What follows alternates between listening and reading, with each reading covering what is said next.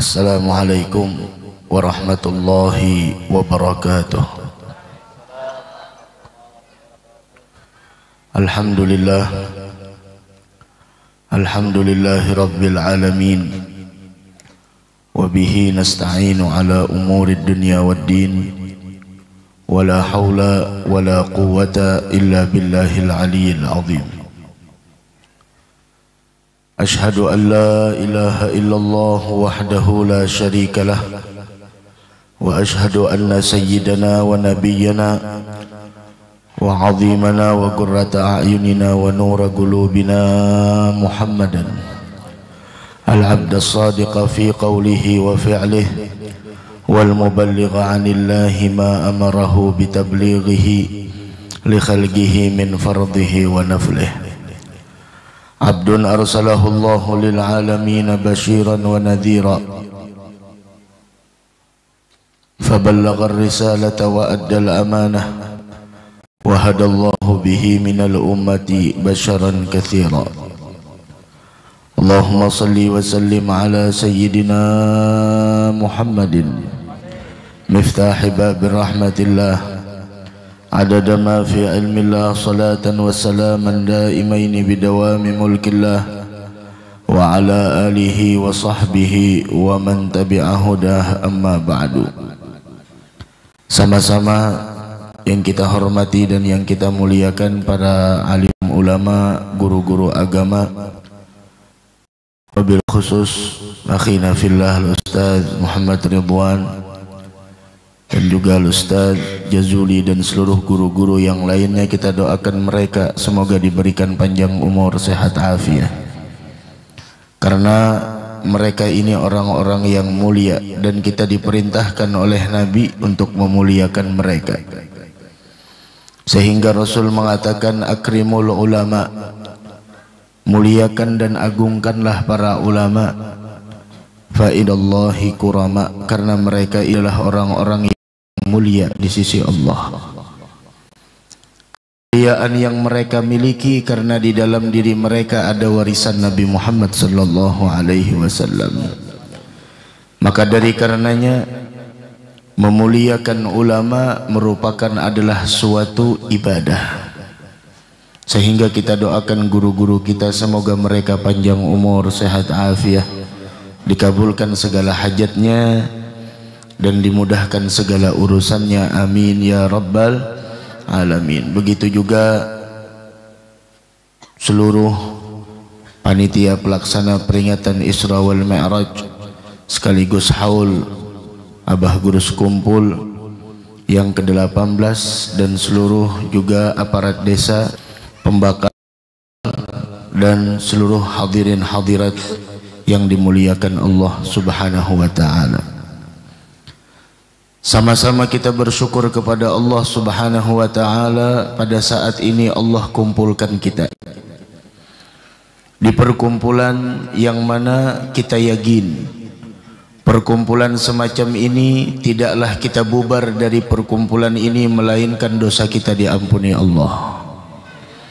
Tidaklah kita bubar dari perkumpulan ini, kita yakin, melainkan seluruh hajat kita dikabulkan oleh Allah subhanahu wa ta'ala, baik itu hajat dunia, lebih-lebih hajat di negeri akhirah. Dan tidak ada hajat yang paling mulia bagi kita ketika kita berada di dunia melainkan semoga kita diwafatkan dalam keadaan husnul khatimah. Dan hajat kita di negeri akhirah setelah kita mendapatkan keampunan, mudah-mudahan seberataan kita sebagaimana dikumpulkan pada saat ini di dalam berzikir kepada Allah, mudah-mudahan besok kita dikumpulkan di dalam surga bersama Nabi Muhammad sallallahu alaihi wasallam. Akan tetapi Pak, Bu, surga tidak bisa didapatkan begitu saja. Surga tidak mungkin didapatkan hanya dengan kita tidak beramal. Sehingga pernah suatu hari Nabi kita Muhammad sallallahu alaihi wasallam beliau ditanya, "Ya Rasulullah, amalan apakah yang paling banyak mengantarkan seseorang untuk mendapatkan surga? Ini sahabat datang kepada Nabi Muhammad bertanya, Pak, Bu, pertanyaannya, ya Rasulullah, amalan apakah yang paling banyak? Amalan apakah yang paling banyak mengantarkan seseorang untuk mendapatkan surganya Allah? Dan kita seberataan ulun yakin, kita seberataan kadadanang hendak masuk neraka, berataan hendak masuk surga. Dan kita yakin yang namanya hidup di dunia, kehidupannya akan berakhir. Yang namanya hidup di dunia tidak untuk selama-lamanya. Titik terakhir kita adalah inna lillahi wa inna ilaihi raji'un. Inna ilayna iyabahum thumma inna alayna hisabahum.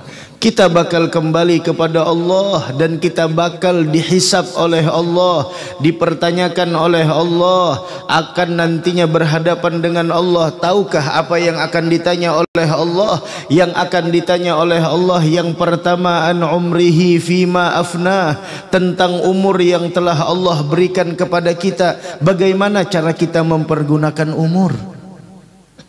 Yang hadir di sini ada yang umurnya dari 10 tahun ke bawah sampai 10 tahun ke atas, ada yang 20 tahun ke atas, ada yang 30 tahun ke atas, ada yang 40 tahun, ada yang 50 tahun, ada yang 60 tahun, ada yang 70 tahun, ada yang 80 tahun. Walhasil berapapun umur kita yang diberikan oleh Allah, akan datang besok nantinya di hari kiamat, umur tersebut bakal ditanya bagaimana kau pergunakan ketika hidup.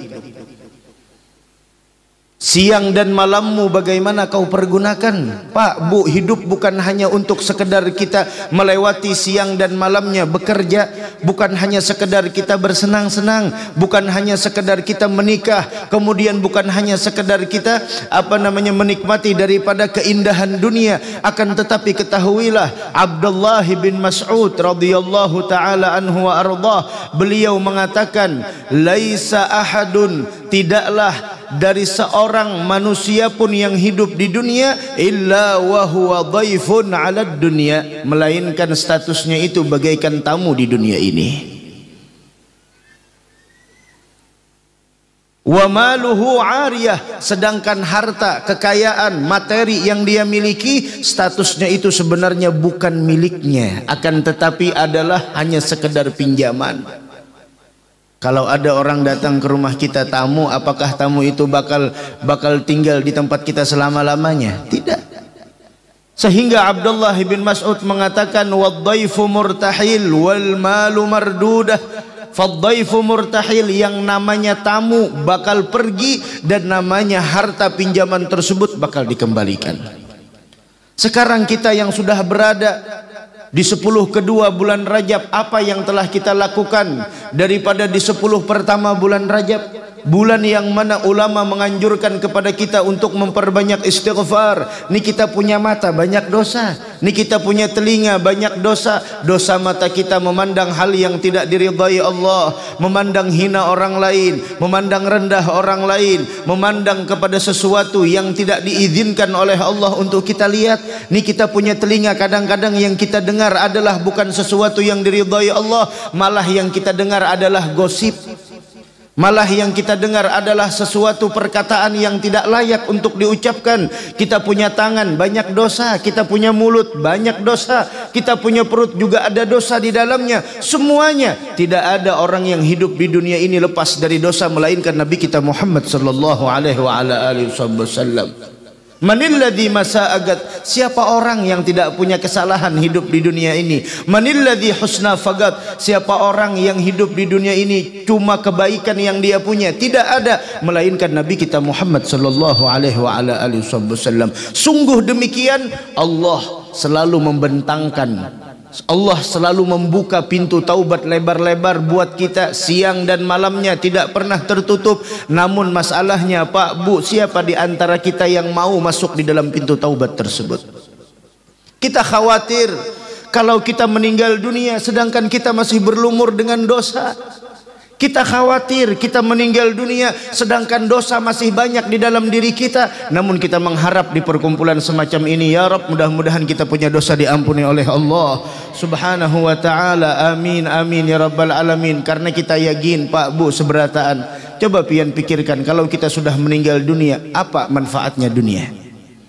Kalau sudah ruh keluar dari jasad kita, mana emas perhiasan yang ada di dalam diri kita? Emas yang ada di tangan kita, cincin yang ada di jari jemari kita, pangkat yang kita dulunya bangga-banggakan, yang kita dulunya sombong-sombongkan, paras wajah yang dulunya kita bangga-banggakan, mana manfaatnya semua itu? Tidak ada, melainkan adalah amal kita. Dari karenanya diriwayatkan di dalam sebuah hadis, apabila manusia telah meninggal dunia, ada dua orang yang menyeru pada saat itu, malaikat dan manusia. Kalau malaikat ketika melihat orang meninggal dunia, apa kata malaikat? Malaikat menanyakan kepada satu dengan yang lainnya, magaddam, apa yang dia bawa untuk menuju negeri akhirah. Seandainya kita tanyakan di dalam diri kita satu persatu pada saat ini, Pak Bu, dari sepanjang bulan Rajab sampai saat ini berapa ribu istighfar yang sudah kita baca untuk dosa kita terhadap Allah Subhanahu wa taala? Dari sepanjang bulan Rajab, jawab di dalam diri kita masing-masing, sudah berapa amal soleh yang kita lakukan? Kalau kita masih dalam kelalaian, maka perdapatilah semua itu dan susullah semua itu di sisa-sisa Rajab yang akan datang. Jangan kita sia-siakan, jangan menunggu Rajab tahun yang akan datang. Bu, tidak ada yang menjamin kita masih bisa berjumpa dengan Rajab yang akan datang. Rajab tahun ini yang harus kita pergunakan dengan semaksimal mungkin. Ada malaikat menyeru, magaddam, apa yang dia bawa? Salat tiap malam, salat rawatib, kemudian puasa sunnah kita, kemudian sedekah kita, magaddam, apa yang dia bawa? Itu malaikat yang bertanya. Tapi kalau sudah ada yang meninggal dunia, yang golongan kedua yang menyeru satu dengan yang lainnya adalah manusia yang masih hidup di dunia. Kalau malaikat menanyakan magaddam, apa yang dia bawa? Tapi kalau manusia ada melihat orang meninggal dunia, tahu apa yang dia tanyakan kepada satu dengan yang lain? Tahu apa itu? Yang dia tanyakan adalah harta warisan apa yang dia tinggalkan. Syuf. Oh, Sidin meninggal, banyak bisa warisannya lah. Oh, Sidin meninggal bisa banyak gatahnya lah. Oh, Sidin meninggal bisa banyak sawah ini dan sebagainya. Itu manusia. Tapi kalau malaikat, mereka menanyakan satu dengan yang lainnya, fulan bin fulan meninggal dunia, magaddam, apa yang telah dia bawa untuk menghadap kepada Allah? Malaikat tahu semuanya adalah amanah yang bakal dipertanggungjawabkan di hadapan Allah. Hidup bukan hanya sekedar main-main, tapi hidup ini adalah serius. Jadikanlah bahwasanya kehidupan kita yang sementara ini sebagai jembatan untuk meraih kebahagiaan di negeri akhirah. Ya Rabb, mudahan selamatan seberataan dunia wal akhirah. Amin ya rabbal alamin. Kembali kita ke dalam hadis. 4 pertanyaan tadi, yang pertama umur, yang kedua adalah masa muda, yang ketiga adalah harta yang kau miliki, dari mana dan kemana kau infakkan, dan yang keempat adalah yaitu tentang ilmu pengetahuan yang kau miliki, bagaimana kau gunakan. Itu adalah 4 pertanyaan yang bakal ditanya kita di hadapan Allah. Fulan bin fulan, umurmu bagaimana kau gunakan? Masa mudamu bagaimana kau habiskan? Bagaimana masa muda kita? Harta yang kau miliki, dari mana dan kemana kau infakkan? Dari mana kau dapatkan? Kemana kau infakkan? Dan yang terakhir tentang ilmumu, bagaimana kau pergunakan? Ini yang sangat kita khawatir, bagaimana kita menjawabnya di hadapan Allah. Kembali kita ke hadis yang pertama, tentang hadis Rasul sallallahu alaihi wasallam, bahwasanya ketika beliau ditanya, ya Rasulullah, amalan apakah yang paling banyak mengantarkan seseorang untuk masuk ke dalam surga? Mudahan masuk surga seberataan. Wah, kita ini Pak Ibu Ai kalau sudah ditawari hendak masuk surga lah, hendak berataan. Siapa yang kada hendak? Bahkan orang yang lagi mabuk pun minta doa. Ulun pernah suatu hari jalan, ada ketemu orang yang lagi mabuk. Entah mabuk pakai lem atau pakai apa, wallahu a'lam. Dah pakai obat dan lain sebagainya, walhasil mabuk dah. Ketemu cangang dengan ulun, jarinya doakan ulun lah. Doa apa aja ulun? Mudahan masuk surga. Masya Allah, orangnya mabuk tapi hendak masuk surga. Cuf di akhir zaman luar biasa. Ya itulah. Tapi mudah-mudahan kita seberataan masuk surganya Allah Subhanahu wa taala. Rasul menjawab, ada dua amalan kata Nabi Muhammad.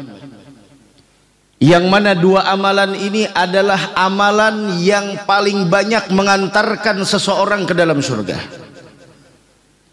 Apa dua amalan tersebut? Nih, dengarkan. Dua amalan tersebut adalah yang pertama, taqwallah. Yang pertama, taqwallah. Yaitu bertakwa kepada Allah Subhanahu wa taala. Dan takwa bukan hanya sekedar kita menjalankan segala perintah Allah. Takwa bukan hanya sekedar kita meninggalkan larangan Allah, akan tetapi takwa bagaimana kita menjalankan segala apa yang telah Allah Subhanahu wa taala perintahkan melalui Nabi kita Muhammad sallallahu alaihi wasallam. Takwa bukan hanya kita berada di dalam musalla, takwa bukan hanya kita berada di atas sajadah, takwa bukan hanya kita berada di dalam masjid, akan tetapi di antara makna takwa yang disebutkan oleh Al-Imam Sayyidina Ali ibn Abi Talib karramallahu wajhahu wa radhiyallahu taala anhu wa ardah, beliau mengatakan di antara makna takwa adalah al-amal bitanzil, mengamalkan terhadap apa yang Allah turunkan kepada Nabi kita Muhammad sallallahu alaihi wasallam. Al-Quran, bagaimana keadaannya di dalam diri kita. Ini kan akhir-akhir ini terjadi sebuah berita viral. Apa berita viral? Pembakaran Al-Quran. Ya. Terjadi berita viral, apa beritanya?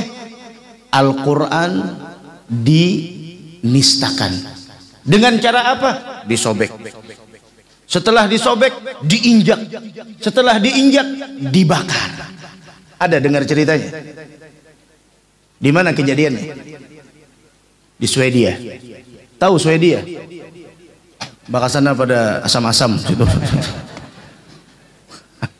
Ada di Swedia. Siapa yang melakukannya? Umat Islam. Apakah umat Islam yang melakukan?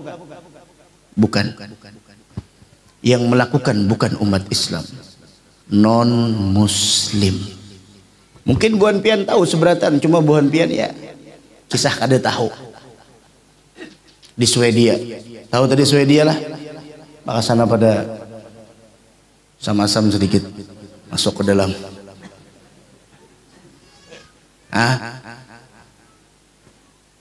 Banyak orang yang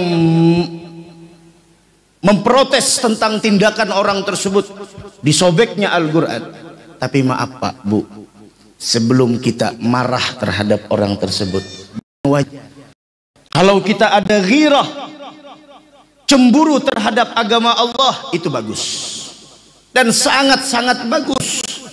Akan tetapi sebelum kita memprotes terhadap tindakannya tersebut, alangkah lebih baik kita bercermin bagaimana Al-Quran di dalam kehidupan kita. Jujur, dari tadi pagi sampai saat ini sudahkah kita baca Al-Quran?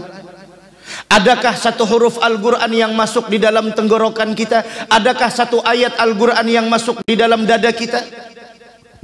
Rumah-rumah kita apakah hanya sekedar rumah yang tidak dibacakan Al-Quran di dalamnya, sedangkan Nabi Muhammad mengatakan la taj'alu buyutakum gubura, jangan kalian jadikan rumah kalian sama seperti kubur. Tidak ada Al-Quran di dalamnya, tidak ada salat sunat di dalamnya, tidak ada zikir di dalamnya, tidak ada salawat di dalamnya, tidak ada istighfar di dalamnya. Bukankah Nabi Muhammad mengatakan di dalam sebuah hadis, nawwiru buyutakum bitilawatil Quran, sinarilah rumah kalian dengan bacaan Al-Quran. Kemewahan rumah di sisi Allah, keindahan rumah di sisi Allah tidak bisa dilihat dari bahan apa rumah tersebut dibangun, sebesar apa rumah tersebut yang ada di permukaan bumi ini, dan semewah apa rumah itu bukan tolak ukur rumah yang mulia di sisi Allah. Tapi rumah yang mulia di sisi Allah adalah rumah yang senantiasa pecah di dalamnya bacaan-bacaan Al-Quran untuk Allah Subhanahu wa ta'ala. Dan diceritakan pada dalam sebuah hadis, rumah kalau sudah dibacakan Al-Quran, coba pian masuk ke rumah yang memang tidak pernah dibacakan Al-Quran, auranya beda, bawaannya sumpek, bawaannya rasa hendak keluar dari rumah itu kada nyaman. Begana di sana kada nyaman. Kenapa? Memang rumahnya. Nabi Muhammad pernah mengatakan di dalam sebuah hadis, rumah yang dibacakan Al-Quran, rumah yang dibacakan Al-Quran, yang pertama kebaikannya melimpah, keberkahannya banyak, dan dihindarkan dari berbagai macam keburukan-keburukan, dan penghuni rumahnya pun damai, kerasan, tenang, dan enak tinggal di rumah sana. Itu janji Nabi Muhammad. Sedangkan rumah yang tidak dibacakan Al-Quran, kebaikannya tidak ada, keberkahannya pun hilang, dan yang ada adalah keburukan, dan penghuni rumahnya sumpek berada di rumah tersebut. Ini sabda Nabi kita Muhammad sallallahu alaihi wasallam.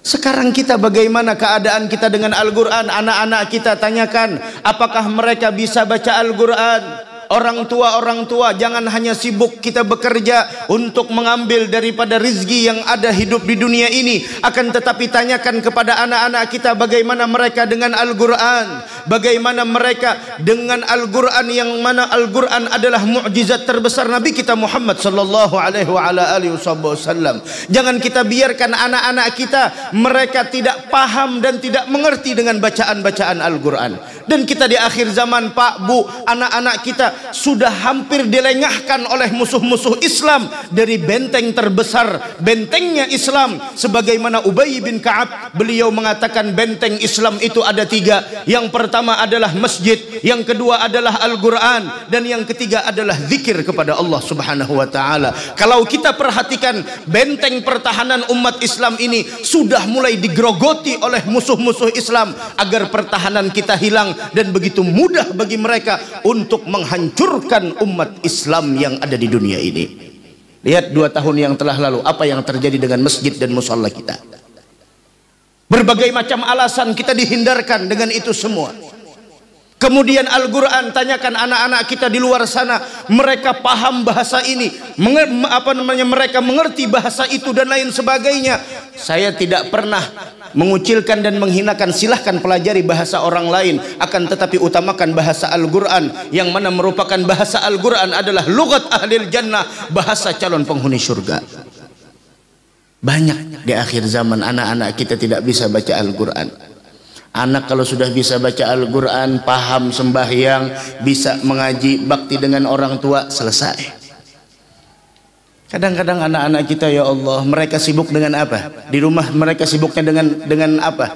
Kalau sudah 5 menit saja baca Al-Quran, ya Allah, sumpeknya anak kita luar biasa. Tapi kalau sudah 2 jam duduk, di tangan mereka ada apa?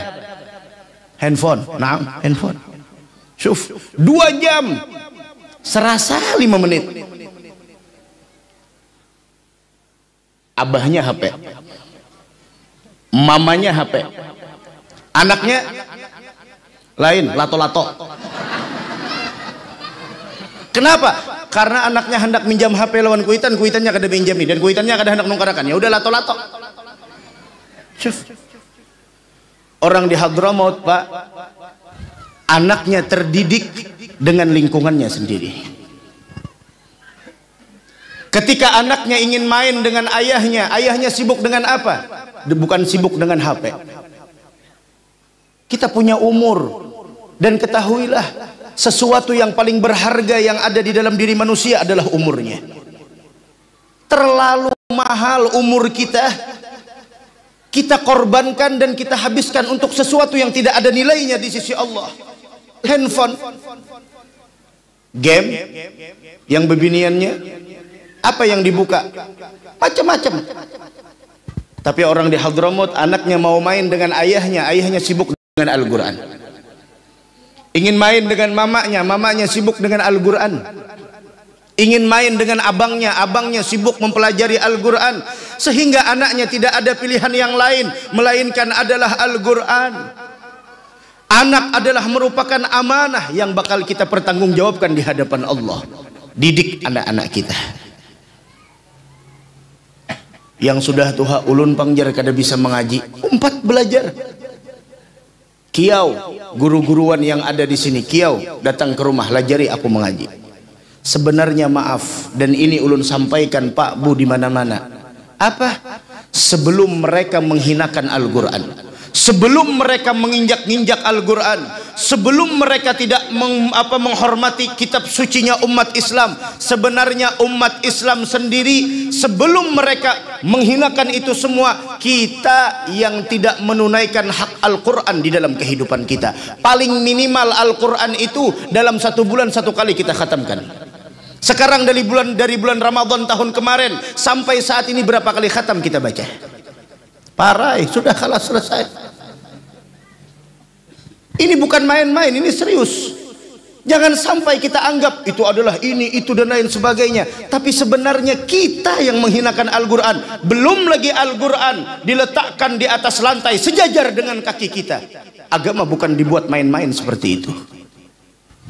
Wallah, seandainya umat Islam di setiap rumah mengharuskan setiap anggota keluarga 1 hari 1 juz Al-Quran, seandainya 5 orang di dalam satu keluarga, maka setiap bulannya 5 kali khatam Al-Quran. Bagaimana Sayyidina Anas bin Malik radhiyallahu ta'ala anhu ardah, ketika khatmul Quran, beliau mengumpulkan seluruh anak cucunya untuk menghadiri khatmul Quran tersebut. Dan Anas bin Malik anaknya bukan 2 atau 3, tapi anak beliau adalah ratusan dan 100 orang anak Sayyidina Anas bin Malik. Tapi bagaimana kita dengan Al-Quran? Jujur, wallah, kita dalam 1 hari, kemarin hari Jumat, adakah di antara kita yang sudah baca surah Al-Kahfi kemarin hari Jumat? Tiap malamnya Nabi Muhammad tidak pernah meninggalkan surah Sajdah dan suratul Muluk. Bagaimana kewajiban kita dengan Al-Quran? Apakah kita sibuk dengan permainan-permainan orang kufar, permainan-permainan orang Yahudi, Nasrani? Walan tarda ankal yahud walan nasara hatta tattabi'a millatahum. Kita bakal dipermainkan oleh mereka. Inilah fungsinya peringatan Isra wal Mi'raj. Inilah fungsinya peringatan haul, majlis-majlis yang diadakan oleh para ulama-ulama kita. Yuk hadiri, agar nih kita punya telinga, paham hidup di dunia untuk apa, bukan untuk main-main. Terkadang maaf, orang dahulu 1 hari tidak baca Al-Quran dia gelisah. Apa yang dia gelisahkan? Dosa apa yang ada di dalam hatiku sampai aku tidak bisa melakukan daripada ibadah yang mulia ini. Orang sekarang 1 bulan tidak baca Al-Quran biasa. Orang dahulu 1 hari tidak baca Al-Quran, ya Allah, gelisahnya luar biasa. Ini ada apa? Dosa apa? Kan ini lagi musim durian. Ada orang yang bisa makan durian, ada orang yang tidak bisa makan. Yang bisa makan durian dan yang tidak bisa makan durian, sebenarnya yang salah duriannya apa orangnya? Yang salah duriannya apa orangnya? Hah? Apa? Kenapa orangnya? Bukan masalah kada berduit. Hah? Kenapa? Penyakit, tekanan. Jurang paman durian paman. Dah kawal lagi aku sini. Kada kaya bahari sakarong aku awam hadapinya sini. Wah ini aku sini ya Allah. Ujar dokter jangan pian mun pian kada hendak game over, jangan hendak makan durian. Salahnya di durian apa di orangnya? Di orangnya. Al-Quran, ada orang yang mampu membaca 1 hari sekian juz, ada orang yang tidak mampu barang 1 ayat dalam 1 hari. Ini salah Al-Qurannya apa orangnya? Apa salahnya? Qaswatul qalbi min kasratiz dzunub. Kerasnya hati karena banyaknya dosa yang ada di dalam diri kita. Mudah-mudahan warga ini seberatan tuntung ini, coba Al-Quran yang di atas lemari bedebu turunakan sudah. Al-Quran yang dimana tepajalnya wallahu alam turunakan sudah. Handphone, masya Allah tiap hari kita bersihkan. Masya Allah. Al-Quran, coba di rumah. Ini udah bulan Rajab separuh, Sya'ban datang Ramadan. Ayo saatnya kita berbenah diri. Ulun mengatakan dengan para jamaah di Banjar sana, Pak Bu, jangan mimpi non muslim memuliakan terhadap kitab suci kita. Kenapa? Karena memang mereka tidak sama kepercayaannya dengan kita. Jangan mimpi. Tapi yang sangat menyakitkan adalah umat Islam sendiri yang tidak mengagungkan kitab sucinya. Buktinya apa? Tiap malam tidak ada baca Al-Quran. Apa pernah kita melihat anak kita suatu malam ketiduran sedangkan di tangannya adalah Al-Quran? Pernah? Yang sering anak kita tertidur di tangannya apa? Syuf. Bahkan suami kita pun seperti itu, di tangannya ada handphone. Bahkan istri kita pun di tangannya ada handphone. Sudah dibiasakan dengan itu. Satu hari sinyal blank, ya Allah, luar biasa kita. Galaunya luar biasa. Seminggu kita tidak baca Al-Quran. Kenapa kita merasa biasa? Ada apa dengan diri kita? Orang sakit suruh makan lengking, dia katakan pahit. Tapi orang yang sehat suruh makan lengking, dia katakan manis. Kenapa? Begitu juga orang yang ibadah. Kalau hatinya sehat, dia akan selalu merasakan manisnya dalam beribadah. Orang yang hatinya sakit, perintahkan untuk beribadah, dia tidak akan pernah merasakan manisnya ibadah tersebut. Bahkan berat untuk melakukan sebuah ibadah.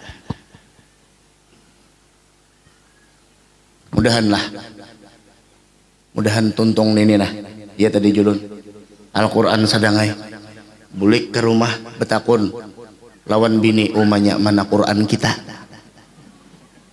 nang bini betakun lawan laki abahnya Quran kita mana, nah ditanggung tikus kah, nang apa kah? Jurat, lo nggak ada bergaya dalam Al-Quran. Lihat kenapa kehidupan kita kini aja. Ada mau nyaman sebuting kita berpaling dari Al-Quran. Coba masyarakat warga apa ngarannya nih Sabuhur habis ini nah maghrib antara luar kenanakan suara lato-lato jam 5 habis. Ini orang ajan Allahu Akbar main lato-lato juga la ilaha illallah sampai masuk ke dalam mikrofon.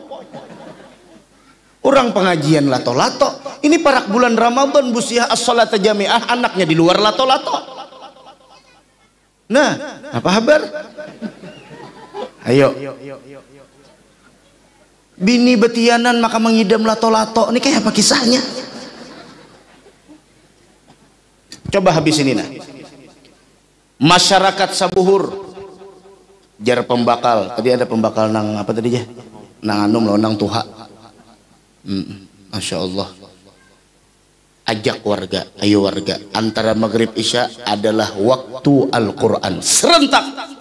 Apa mungkin kita bisa merubah yang mana keadaan terjadi di Swedia? Kita tidak ditanya tentang hal itu, tapi kita ditanya bagaimana kewajiban kita setiap hari terhadap Al-Quran. Naam, kita cemburu, bagus, tapi kita lebih cemburu lagi ketika Al-Quran kita injak-injak di rumah kita. Dengan cara apa kita menginjaknya? Tidak membacanya, apalagi mengamalkannya, apalagi mempelajari isi kandungan Al-Quran itu sendiri. Tara maghrib isya pokoknya di rumah berataan wala suara lato-lato, kadada lato-lato jam 5 tutup lato-lato. Game habis sudah seberataan. Kemudian langsung antara maghrib isya bismillah baca Al-Quran. Nang abah nang umernahkah kita anggota keluarga, nang abah megang Al-Quran, nang mama megang Al-Quran, nang anak megang Al-Quran, semuanya baca Al-Quran. Yang abah mendengarkan bacaan yang mama, kemudian yang mama mendengarkan bacaan yang anak, kedua istri saling mendengarkan satu dengan yang lain. Pernahkah kita seperti itu? Makan mungkin kita sama-sama, jalan mungkin kita sama-sama, piknik rekreasi sama-sama, tapi Al-Quran mana kita sama-sama di dalam rumah kita? Saatnya Pak Bu nang tuha-tuha ayo mun hendak kada kasunyian dalam kubur mulai wahini baca Al-Quran. Hadza Habib Ahmad bin Muhammad Al-Muhdar, beliau khatam Al-Quran berapa? Beliau khatam Al-Quran ketika mendengar ada seorang wanita Sayyidatuna Rabi'atul Adawiyah menghatamkan Al-Quran sepanjang hidupnya. Seumur beliau mampu menghatamkan Al-Quran berapa? 7.000 kali khatam. Oh, kita berapa kali khatam sudah? mendengar Al-Habib Ahmad bin Muhammad Al-Mihdhar, beliau gali kuburnya terlebih dahulu sebelum beliau masuk ke dalamnya. Beliau khatamkan Al-Quran di lubang kubur beliau. Berapa? Beliau tidak mau kalah dari perempuan. Perempuan mampu 7.000, saya harus lebih dari Rabi'atul Adawiyah. Beliau khatamkan Al-Quran di lubang kuburnya berapa? 8.000 kali khatam Al-Quran. Kita berapa kali khatam Al-Quran? Masya Allah. Ya Allah. Kalau komik sudah berapa kali khatam? Hah? Ya Allah. Ya Rabb, mudah-mudahan Allah rubah keadaan kita dengan sebaik-baik keadaan. Karena Pak Bu, setiap orang yang ada hubungannya dengan Al-Quran bakal dimuliakan Allah. Dan kalau kita ingin merubah kehidupan kita yang sempit menjadi lapang, rezeki yang sedikit menjadi banyak, amalkan Al-Quran dalam kehidupan kita. Jangan pernah menunggu waktu kosong untuk Al-Quran, tapi kosongkanlah waktu kita untuk Al-Quran. Karena orang yang tidak ada waktu untuk Al-Quran, bagaimanapun kehidupannya dia merasakan sempit. Karena Allah telah mengatakan, wa man a'rada an dzikri fa inna lahu ma'isyatan dhanka. Siapa orang yang berpaling dari peringatanku yaitu Al-Quran, maka sungguh dia akan diberikan kehidupan yang sempit. Mudah-mudahan imbah ini nah bulik ke rumah makanan, tuntung makanan bapak pandiran apa habar Al-Quran. Jujur aja kita, limbah subuh jakanya, imbah maghrib nah baca Al-Quran. Kalau pina mati haratan baca Al-Quran, mudahan mati haratan baca Al-Quran. Bus ya kampungan mati siapa mandiakannya pulang bergantian naik. Allah ya pianun berpikir maju jangan mengharap orang memuliakan kitab suci kita. Kita seorang dulu haratan arisan aja berbagi yasin nah kayak berbagi dumduman.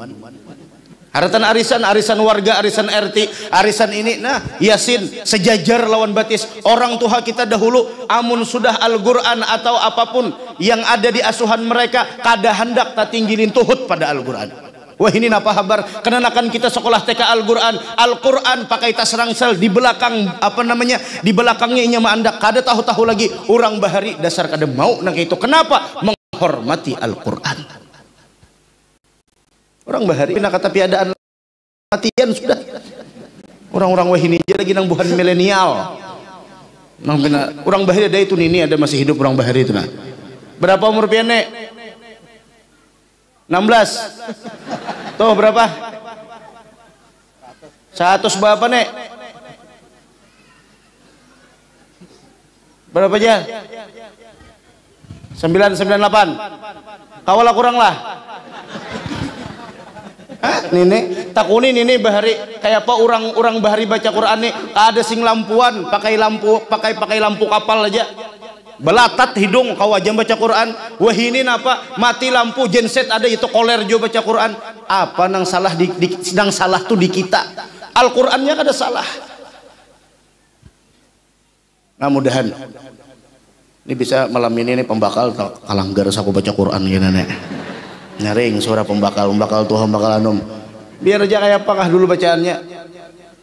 Mbah parak bulan Ramadan ini kada tadarusan setahun sekali. Apabila bulan Ramadan itu pun bulan puasa munnya 5 hari pertama aja imbahnya sunyi.